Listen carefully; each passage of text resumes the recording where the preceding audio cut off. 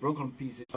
We extend an invitation to Honorable A.B. Kromah, who is here. I'm sure you have been in the traffic, have been very much tight in schedule. But again, he's here. We'll be looking at reconciliation. And if you are actually following us from all the way the Babulu County, Grand Cape County, Bomi County, the people of Basarara County as well, would like to say good morning to you and those who are actually in Mangibi County, as far as we can, Grand Bassa County from the fairground. Yeah? We'd like to say again, good morning to you. The people of Sarno County, Riverside Grand Crew, yes, Harper City, Tottenham Street, we also like to say good morning. I would also like to say good morning to you. Yeah. Bon County, yes, the administrative building, Passion. We'd like to say good morning to you as well. Okay, we have in studio the Honorable A.B. Kromah, the CEO of the Pilot Security Firm. He's here this morning, and we will be looking at reconciliation. Yeah, reconciliation is the order of the day.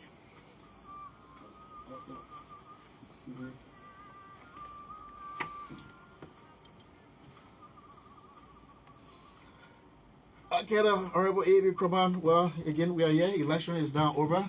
And despite we have actually all sort of peace talking thing, people kill cow, people kill goats, sheep, we dance, and then they all sort of think the chicken, everything we kill, hug each other. But again, it's not really actually out of the world for us when we talk about reconciliation. People just talking from their lips and not just the heart. Again, yeah, yes, seeing you being peaceful citizen, law-abiding citizen, somebody who actually has the country at heart. Would like to hear from you. What is your own understanding of reconciliation before we actually dive into our discussion? Thank you very much. It is a pleasing pleasure to be in the ear of and the eyes of your listening public. We are gratified to be here. The issue of reconciliation has always been the hallmark of where we are today. The true peace, the true reconciliation that was prompted during the end of our civil crisis. There's always been something that all of us will have to come on to move our country forward. We've gone through trials and tribulation, and we've ended it with one of the most peaceful transition we've ever had. We are at the verge of making history in Africa, for that matter. We're grateful to all of the players, from Honorable Baka, who has stood for peace and stability through all these campaigns, and to Honorable Wia, who basically has given his own word to the peaceful transition to. Kudos to go to all of them. Our country saved by the bell, so we're good. We're moving forward. They're making sure that our people look at our past and our present with a different perspective. And I'm grateful. As a kid that was part of the peace process from its inception to where I'm at now. I'm in my future, actually. Back in those days, when there was this Abuja Accord, the Cotonou Accord, the Yamoussoukro Accord, I had the privilege of being on Mr. Gordon Summer's team, hanging out with the lack of Community we said, all those guys. From that time up to now, all I've done to advocate for peace, and basically my choice of profession is being a police officer. So nothing else I've always opted for was peaceful coexistence in our country. I'm a student of history. I study the foundation of our country, going back to all of the civil crises we fought between the settler and our indigenous people, and the role of Sabuso Kamara coming out of Bopolo to come and settle issues on the coast, and then the peace process that followed that, and the Vietnam peace process that culminated into the resolution of our crisis at the time. Those are historical events that will be looked at as we write the history of our country. And so, as a student of history, I'm grateful that our forefather, torchbearer, that actually prompted his interactive arrangement, they will get to believe and understand that conceding an election that was done by Mr. Weir is something that speaks volume of where we've come from, the depth we've come from as a country. And I'm very optimistic as a young Liberian of history and a police professional that our country is on the right path to making history in this Committee of Nations. All right. Okay, let's look at, of course, Liberia. We have been actually much down. People have been criticized. People have been ostracized in terms of hate messages and things, maybe hate speeches and things. Again, now, of course, we just actually gravitated from this election there. And election, we say, is not war. Or how can we actually bring back, of course, the oppositions and maybe imposition as well that will help maybe see how we can move our country forward? Well, there has to be reconciliation from all sides. The outgoing leadership will have to be very intelligent and understanding as to where we are. And then the incoming will have to be magnanimous. Magnanimity in victory is the good thing when you're trying to foster peace.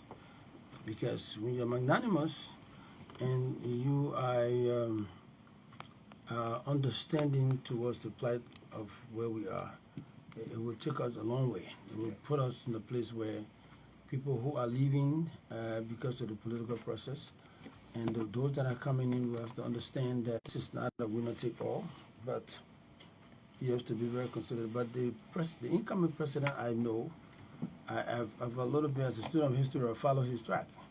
He's a man of peace. He's a fellow older pop that understands the route we've taken, the path we've taken to get us here. And so he's always been that person who speaks very softly but very firm. And I see that our country is placed in the right hand. It's a good fellow who basically have studied and have observed the transformation our country have taken from 1847 to all of the many arrangements that we've had, all of the shortcomings, the obstacles we've had. He studied in and he speaks to the people directly, and that has prompted where we find ourselves today. For those that are going, Mr. Ria and the CDC government, I am very sure they also do understand that the peace for coexistence will be the hallmark of where we find ourselves. They've been there. They've seen exactly what some of the issues we've had. Mr. Weir being the former peace ambassador, we understand that the CDC will have to now put up we've done the campaign now. They did the campaign posture and time for governance. And I'm sure there will be that approach that will not be confrontational and that will actually speak to actual peace. And that's the peaceful coexistence that we've already advocated. Okay, let's look at another issue again. The issue of interest have been a serious problem in our country, been killing the fabric of our society. People are not being accounted for their own action or maybe for what they actually do. Yes, and maybe if they fall into a problem, somebody will stand firm and say, that person is my interest. Interest have been a serious concern in our country. How can we certainly alleviate such from our country? And you know, the issue of interest boils down to corruption. You know, you cannot go ahead and President-elect Baka's approach towards corruption. He wants to handle it quite head on. And so those that will come with this whole issue of interest, basically they've taken a different route. And I can see most of the guys will be taken out of this government in a very short a short path, because if you do not allow the process to take its course, the reason some of us have been observed as being bad, some of us are wicked, because you try to follow the process, follow the system, and allow, in the protection of the people's rights, in the protection of the people's physical and psychological and other rights, you have to be in the position of guiding them in the right path by being very objective. You have to look at things from, you have to be very firm. I approach issue like that. To see that people will start calling, man, that issue you handling there, my interest is there. Your interest, if your interest is counterproductive to law and order, basically you do not have interest, because if you're person of law and order, you can't be sitting on a high pedestal and going down to police officer or immigration officer or DE officer and say that board is my interest. The board, your interest there violated the rules. He's been charged with crime. He's gone against the penal code. He will be prosecuted. The interest you have, take a lawyer and go to court and follow the rule. So the issue of interest will be eliminated. I'm positively sure that in this government, people will have to follow the rule. It's about time to change the system for once in our lifetime. Our country are going through metamorphosis. We now find ourselves in a situation where we have a man now who has been a civil servant in most part of his life. He understands exactly what it is to be a civil servant. So I'm with a strong conviction that our country image is going to be different. The approach is going to be different, and I see that our country we have a new day dawn in our country. All right. Well, of course, if you have just joined us, this is the program Election is Now War. The election is all over, as we say, and we are actually bringing back, of course, the system in place, and we want to see all Liberians being his or her own brother's keeper. Okay, Honorable Kromah, another issue that we certainly have here is people are still being disenchanted for the fact that the way in which they live, things are not really, too favorable for them. And at the end of the day, they find themselves, in healthy scatter, they cannot have the kind of rest, the kind of peace of course. If you have such thing going on in our country, do you think reconciliation can certainly actually take place? Yes, as Amara said the other day, and I really think that is right. We have to manage our expectation. We've just come from a situation now that we just saw yesterday. The civil servant will not get paid for Christmas. That is disturbing. Why? Come on now. Why we can't get paid?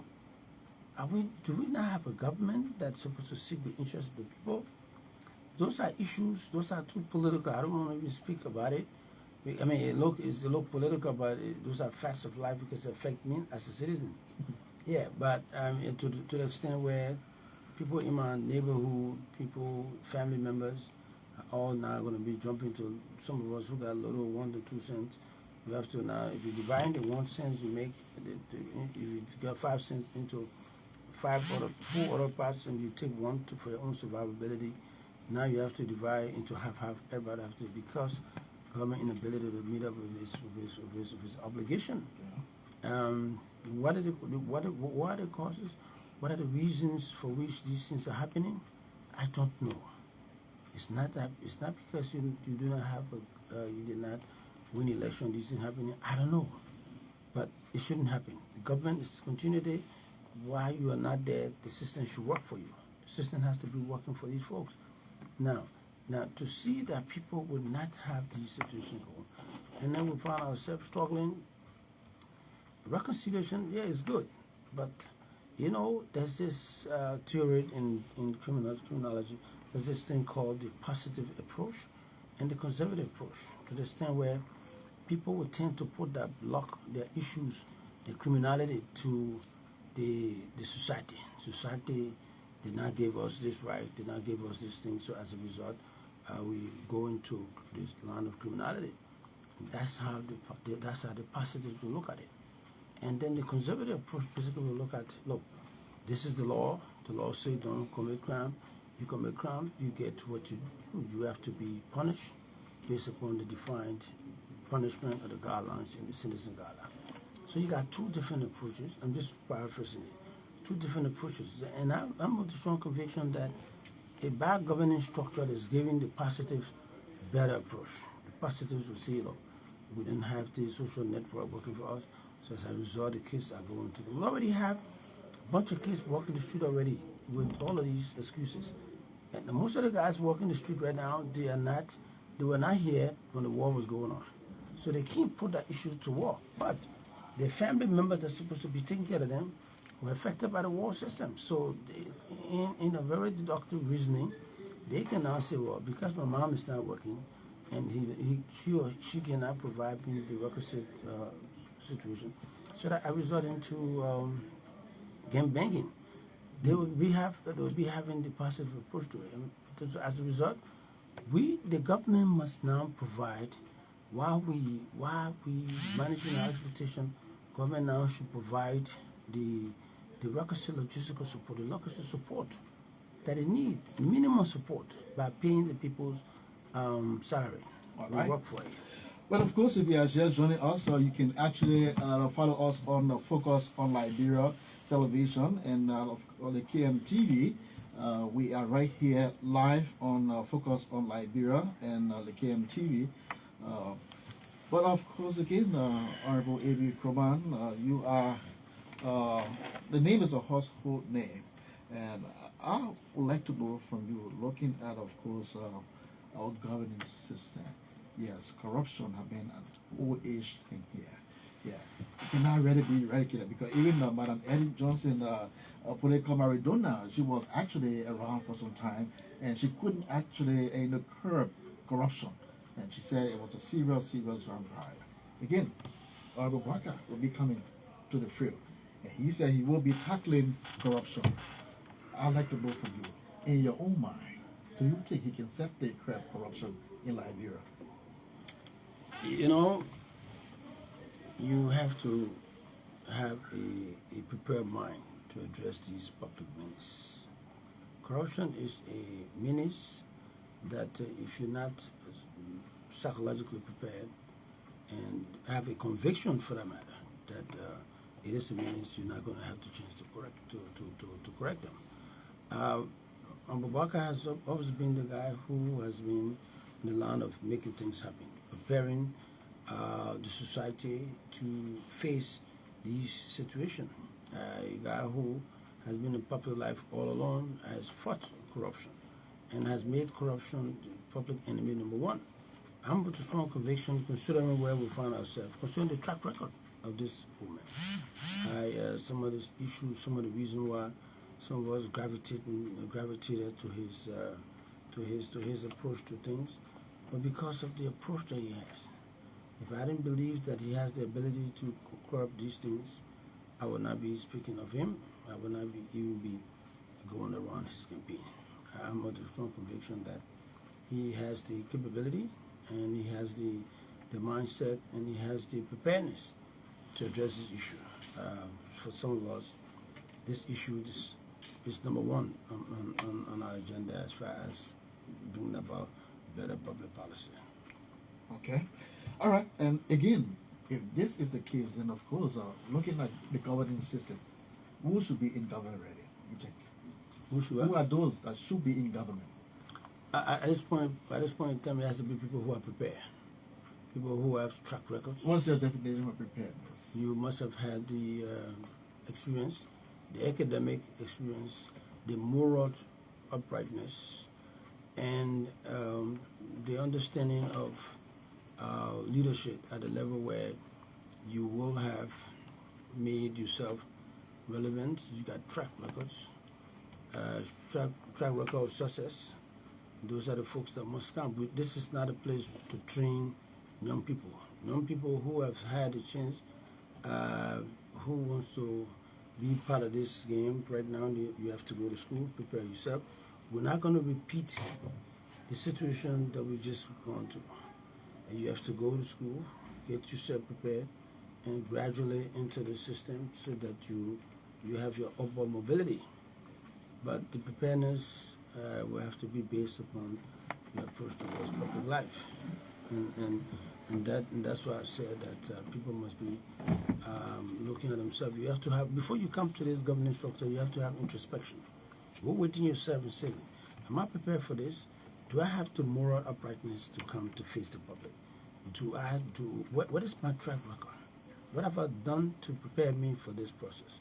When you go through those and an assessment of yourself, and then you be prepared, because the man called Joe Walker Sr., he's not a guy who will come and try to train young folks and take young folks, put the square pin in the round hole. That's not what we're going to do at this point in time. Okay.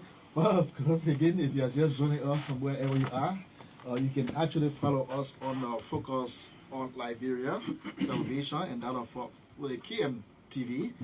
We are here with Honorable A.B. Kromah, the CEO for Pilot Security Firm. He's here, and we are actually looking at reconciliation. Again, Honorable Kromah, yes, we are here as Liberians. But again, the mindset of the people have been a serious issue in our country.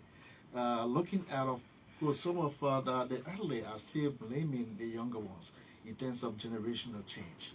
What sort of change do you think we need for our young people?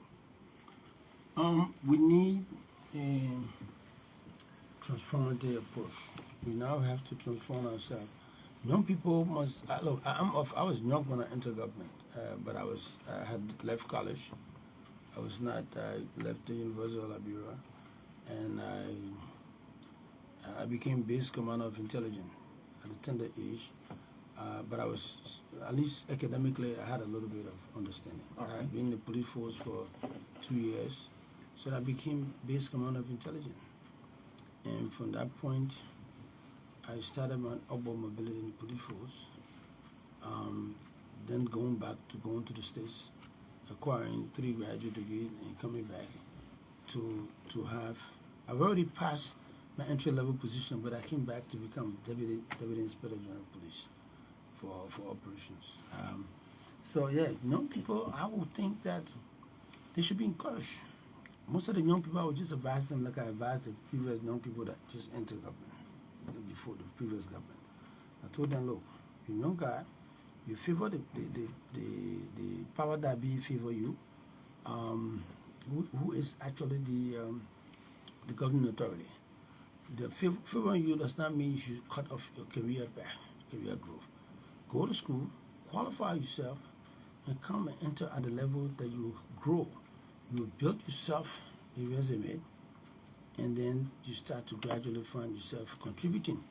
But if you just enter, coming from school, because you favor the power that be, they put you in a position of authority, and you burn your bridge, burn bridges, and you're out, and then you have a quest to fulfill that by wanting to come in a way, shape, or form when the bridge is already burned. So it makes it difficult for you. So I would think gradually, even if you have favor, you say, no, I will take a bow for this, I'll start to go back to gradually into the path. And then there are young guys in the system who have said that, look, I will take this, I will do this, gradually to get to where they are. So I would advise them to manage their expectation to a larger extent where they now choose as to where to go and how to go. Okay. But of course, Honorable Kromah, you are dealing with the more like young people. Look at your security firm. A lot of people have jobs, sir. And again, the job opportunity has been a serious issue. We have a lot of the university graduates here and there. I mean, every year they come in the numbers. Job has been a very serious issue. How can you actually advise the government in order for people to put food on the table as well? I would think, like we did, as the young guys who come in, and actually still need some young guys to come in. Come and build a career in law enforcement to the extent where you enter the private sector. I still have position for people in the private sector. I have position for manager or assistant manager. I have position in the financial field. All positions are open, and I think I'm competitively paying. We're paying almost the same way the police and immigration paying right now. Okay, that entry level position. We're asking for young guys to come. come, let's start your career. I taught private security administration at Design University, and I think there are rooms for growth where you can leave from there and go back and go to the national police or immigration or other or DEA, other places where your service will be rendered. You have experience, you would have acquired experience, and then you find yourself in the places. But I will not advise you to just jump into public life. Public life is a very strange era, and we must be qualified, must be prepared to do it. All right. Well, again, we will soon be taking some calls, maybe 5 minutes of calls, and then get back to our studio discussion. But if you are just joining us, this is EUM 98.7 FM, the United Methodist Radio, and this is the official voice of the Liberia Annual Conference of the United Methodist Church. Again, we would like to find out from you before we go over the break. People have been very rhetorical. They don't have the truth in them. They just maybe just talk rhetorics and things. And now new government will be coming. They will be there. You cannot actually root them out. Those who are rhetorical just talk of fantasy and not actually being so real. They are just being fake. Yeah. What can we put these people, you think, in society? You mean fake people? Yeah. Fake people belong in the fake world. People who actually undermine, they're just there undermining. Chief. And not just. Chief. Fake people belong in the fake world. I can tell you that clearly. But not to be facetious, I can tell you this for a fact. We will have to now face these things head on. The guys who will come with any one of those, they call you now, they open the thing for your callers. Some of them will say, yeah, they'll just make statements that they came back. Perception, these are things that from the blue sky that is just slogan. But every Kromah a wicked man. Where, how, who, where? I might say, they make so You try to implement the law. They make so break motorbike people for where? So I mean, I'm that above the law that I break people for without any repercussion, without being reprimanded. But basically, that's how it works in our world. And I bet you $1 to a donor. Open it, somebody tell you, say, here we go, there was an accident that happened here once. That accident has been investigated. Matter of fact, it was investigated by the hustle representative. That legs got broken up there on I think, Play Street. But that was taken, and based upon our tough, rough approach towards crime at the time, people would start to define you for who you are. But you know what? That comes to the territory. If you're not tough-minded, if you're not strong to resist the temptation that comes with criminality, the criminals are very, very tactical, and they have all of their tentacles in all aspects of our society. So they come back to say, this guy is tough on armed robbery, and that people benefiting from armed robbery, and this time I said, go for him. My father used call the beginning, get the beginning, strike out money, they call the radio station. Here we come on, wicked man, man's bad. And at the end of the day, they start to build opinion. But what I did, the way I escaped that, was that I started to build my own opinion of myself. Once I believed what I was doing was right, and that there are more good people than bad people. Certainly. So basically, the good people start to understand exactly where I was. And they fell on my side, and we started to build an opinion, and we defeated them publicly. Right. Could a public opinion started to sway. Now we see exactly where we are today. Okay, of course. Let's see if we can go for a short musical break. And when we come back, we will be opening the line. Yes, I have a man in the studio, Honorable A.B. Kromah, former 102, where he's actually... Former officer for him.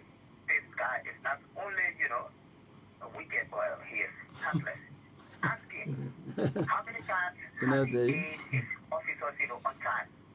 Okay. And can you imagine, we had, at that time, we had one of the good inspectors that we had, around the Block F. That guy was so good to us. According to the story that we heard, somebody took $250 from the guy, bag. And he did not even investigate the guy. Right away, he took the guy and they put the person to prison for 1 month, 17 days. Thank you so much. We were asking you to address them. Thank you. There was so much. Let's pick up another call. 07777 Good morning. The name and where are you calling from? Good morning. I'm David Lloyd calling from the University of Dell. Let's hear you. I want to say thank you to you and good morning to your studio guests. And now I want to say this to referring to you. We are speaking on reconciliation this morning, and I believe from this election, we have learned our lesson, and I believe that what we need right now, that we have to make Liberia right for us all to live, and I think embarrassment of Zogos, drugs into this country, and I think this opportunity to have Kromah on the line this morning. Thank you ever so much. Okay, let's pick up another one. We're picking up 2 or 3 more calls. Good morning. Good morning. How are you? Yes, the name and where are you calling from, please? Well, thank you. My name is Danny Charles Corner Super, and I do join you right now from District of 1. I'm currently out of the campus system. Very good people who have, the past experience in their statutory era, and they have the passion to serve our country. Honorable Kromah has actually been working tirelessly in this country, and we want to appreciate it ever so much. Whenever he makes a stand, he take it for the purpose. All right. Thank you so much. People who, stand by us. I mean, these are people who help the country to move forward. Okay, thank you. We don't need people who carry the country backward. Right. Thank you so much. Your points are well taken in. Your points are taken in. No, you have to walk away from your monitor. Okay. Thank you so much. Let's take this. This is my last caller. Good morning. Hello. Yeah, hello. Let's hear you. Your name and where are you calling from? I'm calling you from District of 5. Let's hear you. Okay. The problem I have there, and the problem with Dauda, I work under Dauda security for complete. No, we don't have Dauda now. We're discussing, but we're looking at reconciliation. Let's hear you. You don't digress. Let's hear you. Yeah, reconciliation. How can we actually bring back people together? Okay, this is my last and final caller. Good morning. The name and where are you calling from? Yeah, my name is Tamafaya, and I'm calling from Chigisumache. Let's hear you. Tamafaya. Of course. Yeah, my brother, I hear him, my former boss in the studio.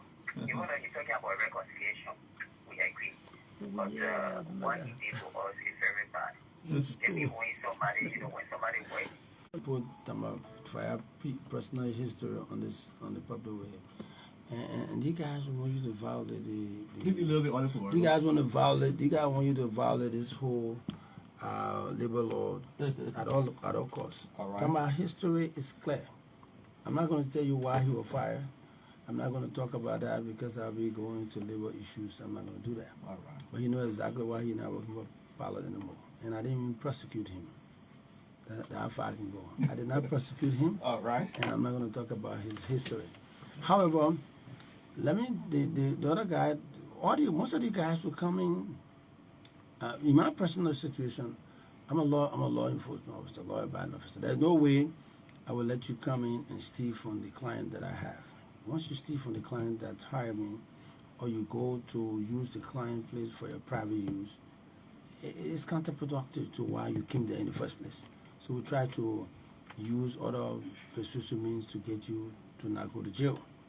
And so, but they want you to do that, and they say, and that's the same thing that prompted my time in the police force, where they asked to do something today. They may already violated violated the law, and then he wants you to you forgive him. All right, I can't forgive you for violating the client's privacy, the client's property's right. I can't forgive you for that. You go back, either you get fired, or in some cases I prosecuted some of them. Actually, egregious to the point where you violated the system, you go to jail for it. You go to Central Prison, now you see my track record there. Because we have to correct these people on a regular basis. But the issue of reconciliation, and I want to just stick to that, we will have to now look at ourselves. If you are a seditious, or you are a UPS, you're a copiant, wherever you are, I think the days of election, the time of election nearing is over. It is time to govern. I think as a country, as a people, we must now face the reality of governing in our country. And we must understand that we're not going through this winner-take-all issue. I'm really, really totally agree to that. But we must understand that when you run a campaign, you are the person who won. you have the right to actually put people in the government that you want to put in the government. But in that process, you have to be magnanimous. You have to be understanding. You have to tolerate other people because this is one country. And so we must now start to face the situation from that understanding. Since we coming into, since there are opposition coming to the government, the opposition will come with the understanding that they will have to work in line with the political machinery of those that have won the election, so that they can be accommodated, so that they can contribute towards building this one country of ours. Our country have gone through so many difficulties. It is about how government is going to be facing. It's starting from the last days of this administration. Now you got people not getting paid. You imagine what's going to happen. So when Amara said, let's manage our expectation, these are some of the issues that actually you're speaking of. We got to start to manage it. We got to, as a people, we have to prepare ourselves. I've certified the 5 pillars of Islam, so I'm a Muslim. And so, but I built my life, the beginning part of my life was done in the Methodist arrangement. And so and besides that, I'm from Gompa City, Nima County. So just so you know, the largest history is there. So I'm glad, I've always been glad, I'm happy to be with you guys and the rest of the folks that are actually podcasting this process. I'm happy to be in that midst. Thank you ever so much. That's the voice of Honorable A.B. Kromah. I've been having breakfast with us this morning. And I'd also like to say thanks so much to Focus on Liberia Television, online television, and KMTV as well. They have been carrying this broadcast live. To all those who play the listening role and even those who put the calls through, we'd like to say thanks so much. We will be back again God's willing Monday. We will be here to certainly bring you a new edition and a fresh. My name is George Johnson Jr. And remember, I'm the friend to the brokenhearted. Bye-bye. Oh.